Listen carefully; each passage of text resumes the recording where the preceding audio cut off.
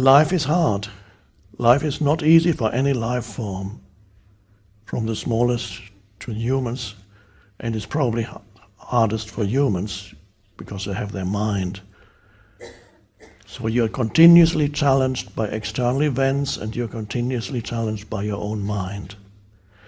The first thing you tackle is your own mind, so that all the problems that you think you have, you make sure that there's some real challenges there and not some pseudo problems generated by the mind, by the incessant, useless overthinking of the mind, so that you wake up in the middle of the night and worry about things that's not happening but might happen, as an example. So these are not real problems, they are pseudo problems, but it's still a huge challenge, because you are being challenged by the unconsciousness of your own mind. And that is to be tackled primarily. Once you look through that, then you are no longer in the grip of, at the mercy of, your own mind and its conditioning. So awareness arises, presence arises, then less and less do you get challenged by your own mind, which creates pseudo problems, including overreactions to events, thereby amplifying the events and transforming an external event into suffering. I often give the example of when you have to wait for something, you get irritated and you get angry. That's called suffering. It's a form of suffering. Not realizing it's not created by the event, it's created by my mind. The moment you don't interpret the event as bad, it is as it is, you're not suffering. You might still be uncomfortable, but that's not suffering, it's not misery. You're just uncomfortable. Maybe your back hurts, you're standing there, or whatever you're doing. No suffering. The suffering is a psychological level. So go to any situation, see how much of your suffering, unhappiness, misery, whatever you want to call it, does it arise from a true situation, or is it the mind creating it for you? Your entire life, if you see your life as causing you suffering,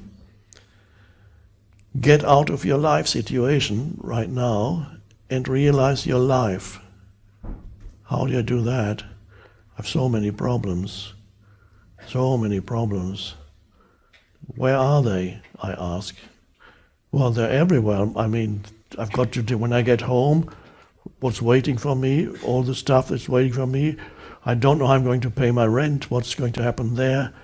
My relationship is not going well. They're probably going to fire me soon at work, or they fired me already.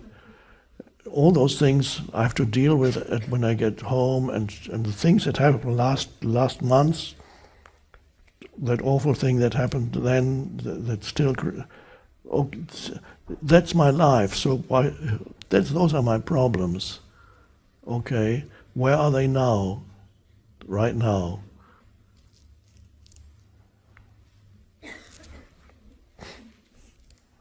I can't see any. So I wrote that in a book somewhere. It's an important question. Do you have a problem now?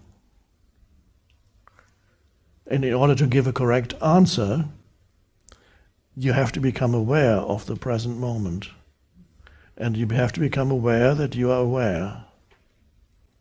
And you become aware that in this moment, if you just take this moment, you don't actually have a problem. You might be in prison. Is that a problem? You're sitting there, breathing, walls around you may not be pleasant.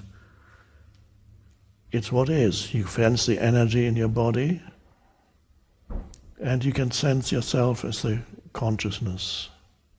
And you go, there's the deep I. There's no problem ever in the deep I. The problem is when the deep I gets obscured by useless mind stuff. So whenever you enter the present moment, and you should do that frequently, so that your consciousness is not absorbed completely by your problematic life situation. Step out of your life situation, which exists in the head, into life, So there's your life situation, past and future, and there's your life, which is now.